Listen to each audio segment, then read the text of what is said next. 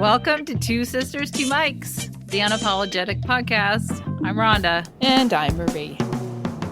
And we're two very close sisters that live far apart. We invite you to eavesdrop on our private chats and rages about everything. Life, mothers, relationships. It's all here. Let's have a laugh.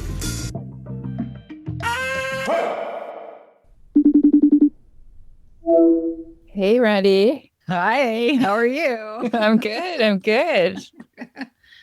How have you been, Marie? How are you doing? I've been good. We recently had some company. Oh, Uncle Jim. Yes. Over my birthday long weekend, family day long weekend. My birthday fell on the day after the family day, so we celebrated on family day. And throughout the weekend, Uncle Jim shows up. Wow. Uncle Jim How appropriate. Do you know anything about Uncle Jim? No. Okay. Nothing. Let me fill you in on Uncle Jim. Okay. He lives in Kingston. He is my mother-in-law's brother. Mm-hmm. And let's rewind to when Corey and I first got together and my first trip to Ontario. We were early 30s, and Uncle Jim, before I met Uncle Jim, I think I was sitting down at a table across from Corey and Zoe, my mother-in-law, and they were both giving me stories of warning about Uncle Jim before I met him. Mm. And it was basically the flavor of he's very loud. He's very inappropriate. He's very loud and very inappropriate. Let's just leave it at that. Anyways, so I end up meeting Uncle Jim, and he was very loud and very inappropriate, very drunk most of the time. And just, I didn't know how to take him because I had just met him. So I basically just kept to myself, and he was harmless, very boisterous, and I was uncomfortable. Mm-hmm. And probably due to the many stories of warning that I received before I met him, I kind of wish I hadn't received those stories and I would have just made my own decisions and impression of him. Yeah. Yeah. So fast forward to today. Well, actually, in between that, he had his wife had left him because he was just a falling over. I would say alcoholic. He's known for partying. Corey partied with his uncle so many times. And the stories of that were just like, whoa, I can't believe you guys did that kind of stories. And just a lot of alcohol, a lot of smoking pot, and getting into trouble with each other. He was also had a lot of money. He had business with the government, and Corey worked for him. Anyways, lots of stories there. Business with within the prison system and dealing with prisoners. Mm. So he has a lot of interesting stories. Yeah. And his wife left him, and then fast forward to us living in Nanoose, and I'm pregnant and have a toddler and in postpartum depression deep. And he wants to swing on by and say hi with his new girlfriend.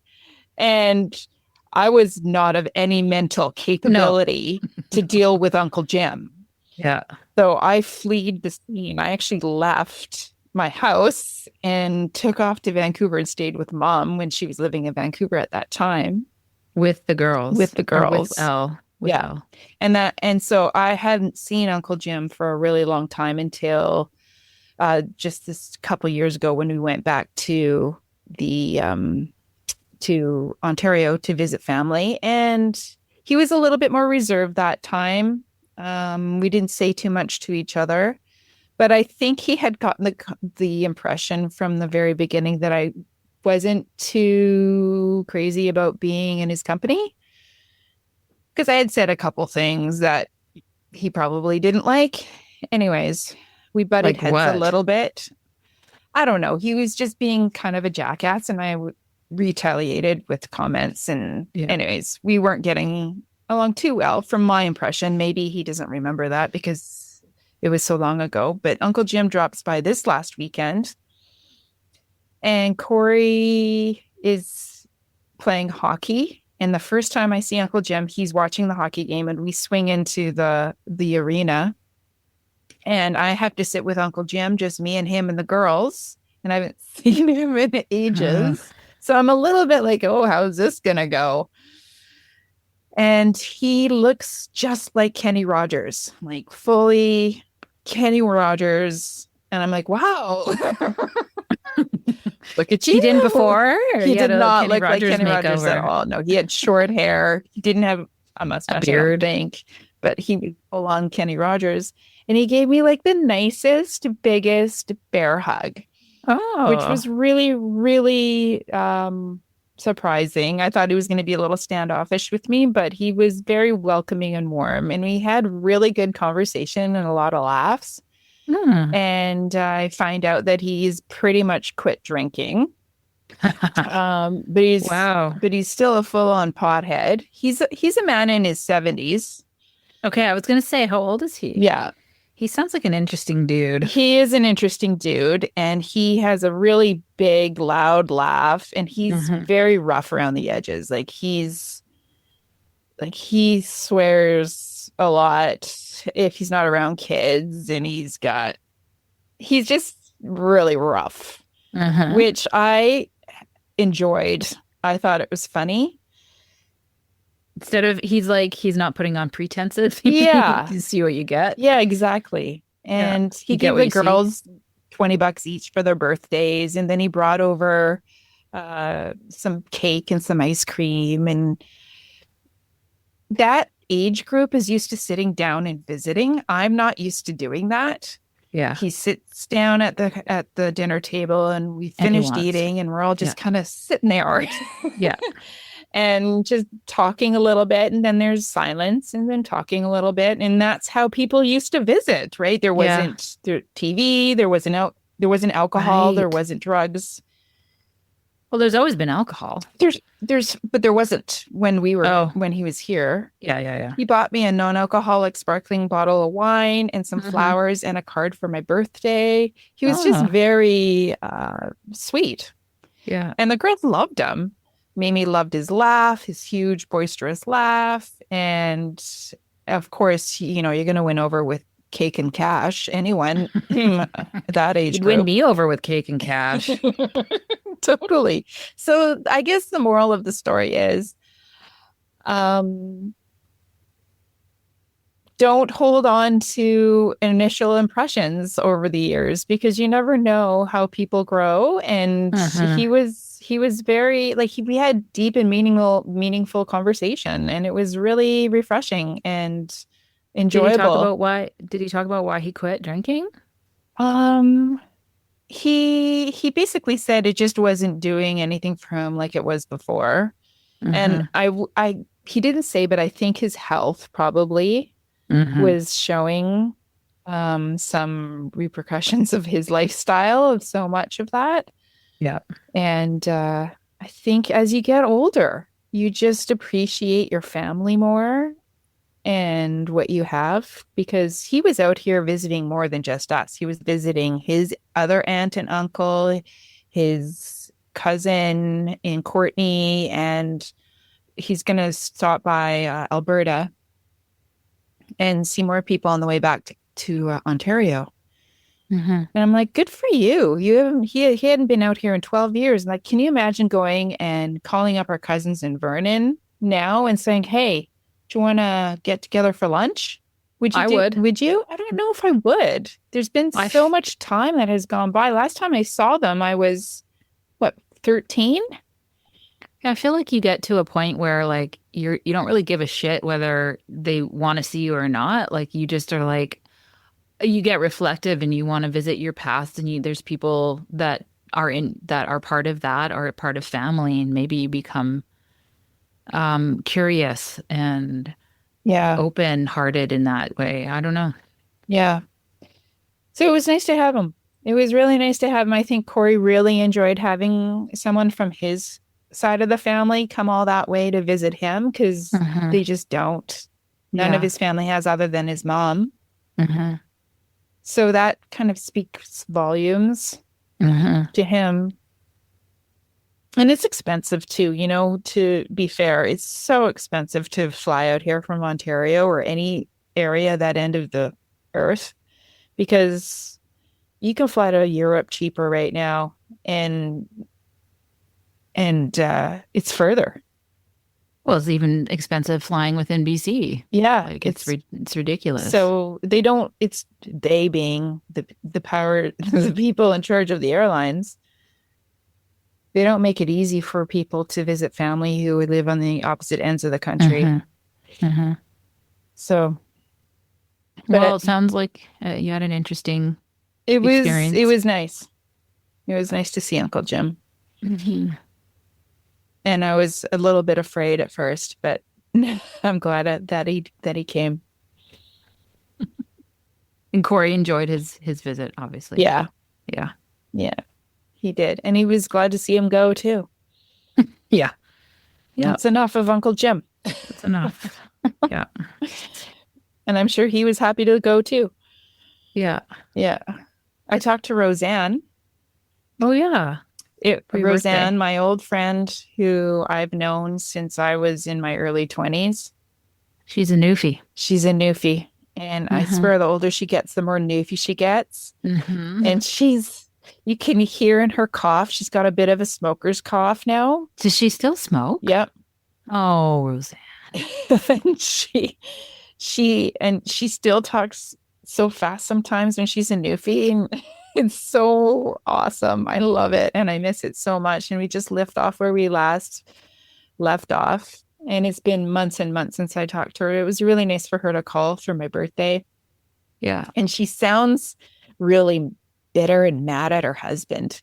And Really? oh yeah, she's not happy.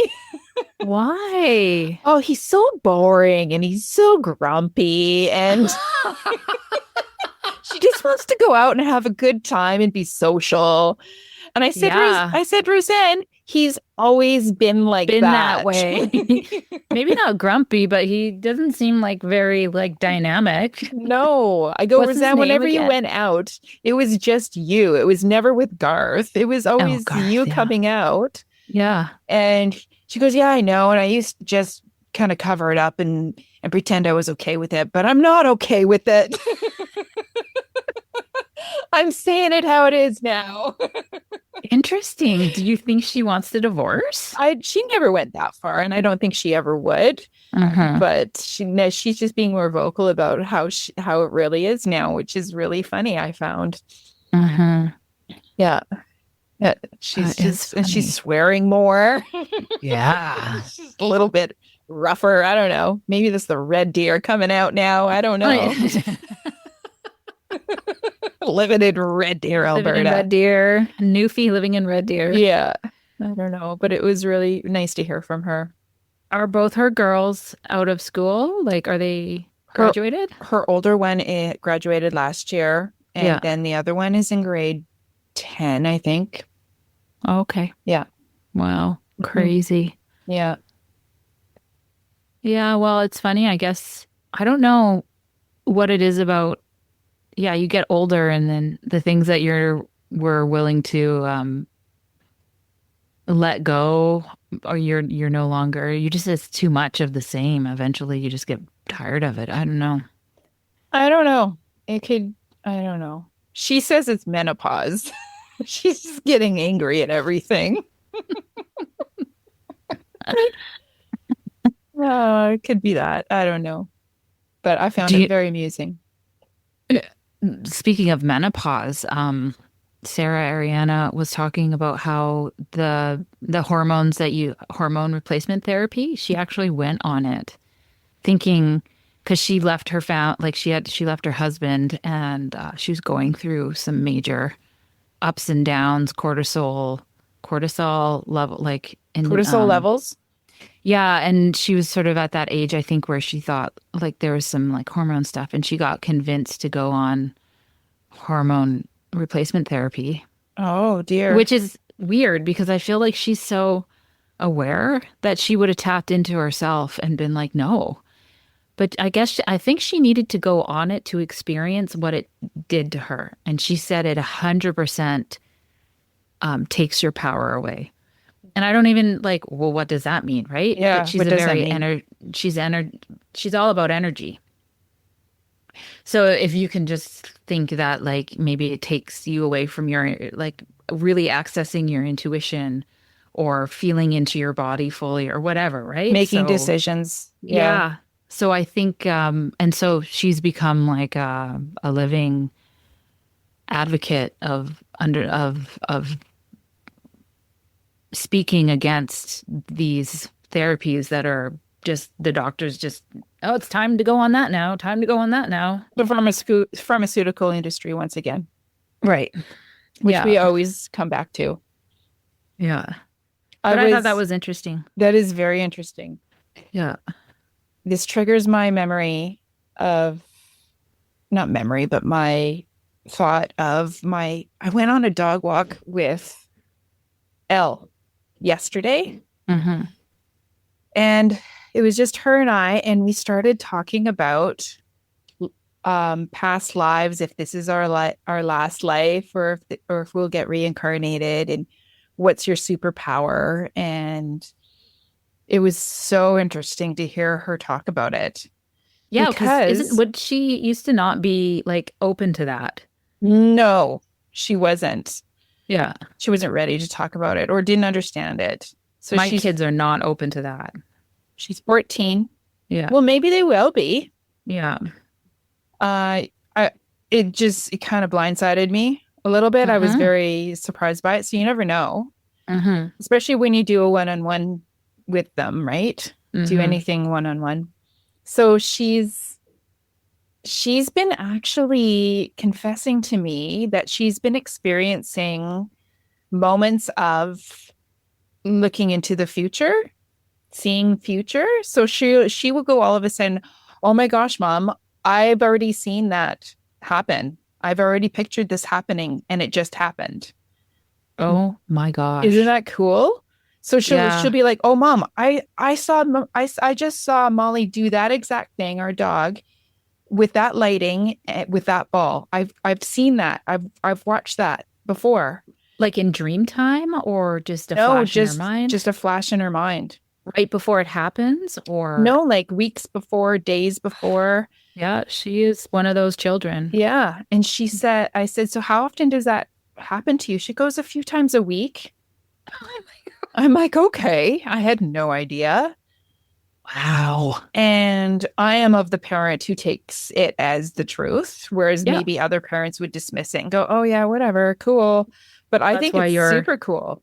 that's why her soul chose to be your daughter. And that's right.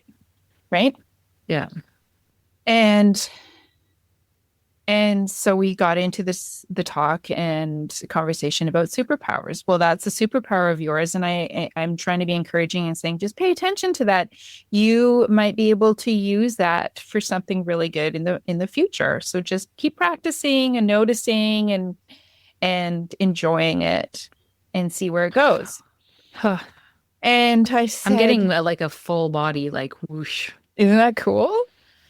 Yeah. Because each generation is so different from the last. Hmm. And they write books about this, about kids having these gifts that Hmm. they're really starting to embrace. And we all have these gifts, but they're just becoming more and more apparent and stronger with each new generation. And I Yeah. said that to her. I said, "Well, we all have gifts." And I said, "What's Mimi's gift?" I said, "Mimi's gift is she is an intense empath. She can really feel what other people are feeling and understand them." Hmm. And I said, "So what's Dad's?"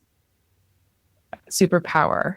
And she goes, I don't know. What do you think? And we went back and forth with, I don't know. What do you think? Like back and forth forever until I started getting annoyed and going, I don't know.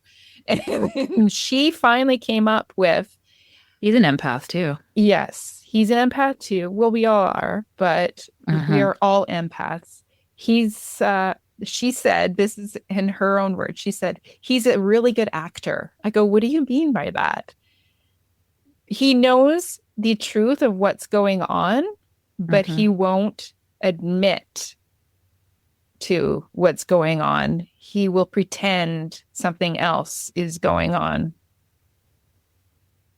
So, for example, if there's an argument that he has contributed to perhaps the cause of it, or something along the lines where he plays a role in it, he pretends otherwise because he probably doesn't have the tools in his toolbox to deal with it.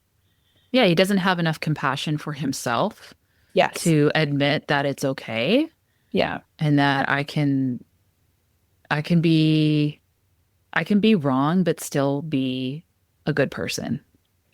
I think he does have the capabilities, and I don't want to get into it too much, but I Yeah. do think that he does have the compassion and capability to do it. But I think it really makes him feel uncomfortable a lot to Yeah. be soft with it. Yeah. So I knew what she was talking about. Yeah. And then we went into, is this my last time on Earth? Are you going to be reincarnated? And I said to her, because I've been told this, that this is your first and last time on Earth. Uh-huh. This is her first and last time on Earth, and this Uh-huh. is my last time on Earth. And then we went on to predict that dad will be reincarnated, her dad, and Mimi will be reincarnated. And then what else did she say? She says, I said, you are here because you're here to help humanity. And so you only need to be here for one lifetime. She goes, oh, well, that's kind of sad. I go, well, not really. That just means that you don't have any karma that you need to sort Clear. through, that you need to Yeah. learn. You don't need to learn any lessons. You're here for a purpose. She goes, oh, okay. And it seemed like she really understood what that meant, which was really Uh-huh. nice. Uh-huh. And she said, Molly's been reincarnated. And she went into animals Yeah. and how important animals are in their role. And I'm trying to also remember what else she said, because while we were having this conversation, I was like, I gotta write this stuff down. I wanted to remember all of it. What was she saying about animals? Just that what she was diving into their purpose, about how they're healing qualities and they're here to provide joy, and they're here to they're here for a reason, and that they will be reincarnated as well, or they've been here before. Uh-huh. Um, That's fascinating. I know. I found it Sarah's been really talking a fun. lot about that animals are so supporting us right now, Yeah. like hugely. Yeah. Hmm. And I'm like, well, Yeah. what does that mean? That's just what it means. They just hold a certain frequency. You can see them. Just looking at animals makes you feel peaceful, and Yeah. they're unconditional in their approach to you, right? They're unconditional. That's the word that I use for animals, is they don't have the capability to judge you. They don't have the capability They to don't hold a know. grudge or get upset at you, but they'll get sad. Yeah. They get happy, and they will love you. If you treat them right, they won't be scared of you. Uh-huh. Like they're so special. Even hummingbirds. I was in the backyard and picking up dog poo, and I'll hear the hum of a hummingbird, and I'll look up, and it's sitting there on the branch, and I'll just look at it. And then Uh-huh. I'll go to another part of the yard, and then I hear a humming the maybe it's the same hummingbird. And I hear another hummingbird. come and sit on a branch above me. And I'm just like, oh, hello, doing the whole Snow White thing. I was just gonna say, picking up dog shit. Very Snow White of you. And just really enjoying the hummingbird and its company. Yeah, they're Um, beautiful creatures. They're yeah. beautiful. All So, birds. yeah. I just really enjoyed my walk with Elle. It was really nice. That And does sound very special. I'm yeah, very she it sounds like she's maturing. yeah, she's always been kind of mature in that way. I Yeah. think she's just really had to get used to her human body. Um, Yeah. Mimi's really fun to go on walks and talk to. Hmm. She's a talker. She's got lots to say. She's got insight on so many things and huge questions about Hmm. life Hmm. that sometimes I'm stumped in answering and going, oh, that's something you're going to have to figure out. Something you're going to have to find out on. I don't know. But it's Yeah. really nice peeking into their minds. Yeah, it's not quite like that with my kids. It's pretty simple. Do you know what I think really got them thinking about beyond what's in front of our faces was that movie, Heaven is Real, Uh-huh. that we were told at the tea leaf reading to watch, that dad told us to watch. And ever since Like our that, dad? Our yeah, dad? yeah, Oh, I don't remember that. yeah, Heaven is Real. It's a movie, it's not a religious movie. Yeah. It's a movie that is based on a true story about a little boy of a pastor who died and saw Jesus Hmm. and was in heaven Hmm. and came back to life. And he was young. He was like 7 years old. And he communicated to his dad on certain occasions about it that made his dad really think that he saw. And his dad was a pastor who was really questioning his job as being Yeah. a pastor. Like, is heaven real? Like, is Oh, what so he I'm had preaching actually worth preaching? And is that really the truth? yeah. Oh, that's very interesting. That he could sense that something wasn't right, but then his son was going to be that voice of truth for him. Yeah. Yeah. Yeah. It's a really good movie. Hmm. Yeah, I liked it. I was a little apprehensive to put it on. I didn't know what I was getting into, but at the end of it, it was good. So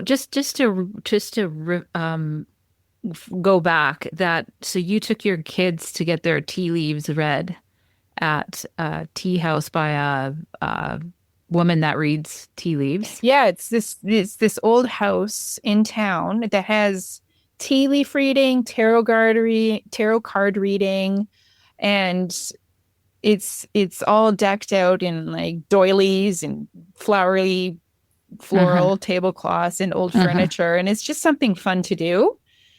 But it turned out to be something that I took advice from. She really helped you with my digestive issues.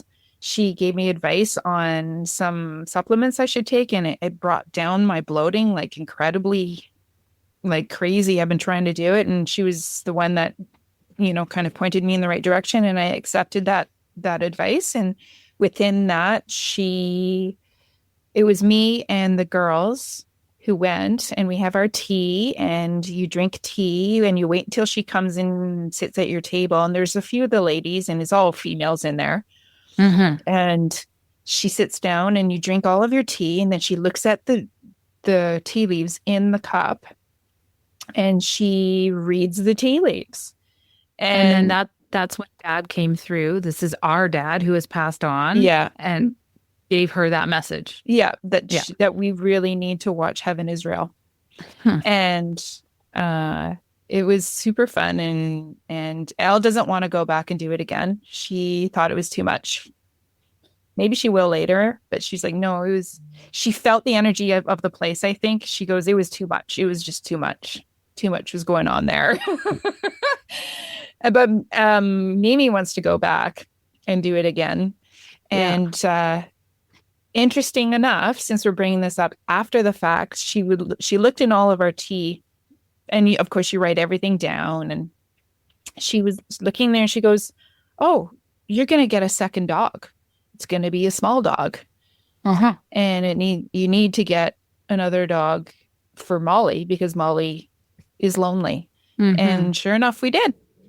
And that was before you had won tickets to Taylor Swift. Swift, and had yeah. And then was it Mimi that asked for a second dog? She had been asking for a second dog prior. So she had been asking for a second dog, but I was so dead against it. I was like, there's no way I'm getting another dog. Yeah. And then that was kind of a bit of a push. I must admit, it was a bit of a push. Okay. All right. This lady says to get another dog. Maybe I should. Well, I guess that would be, yeah, I guess that could be a push for it. It could be a push for you if you're of the person who takes advice from a tea leaf reading like me. Yes, I'm getting another dog. Fuck. Yes, I gotta drink tea this leaves have tincture. spoken.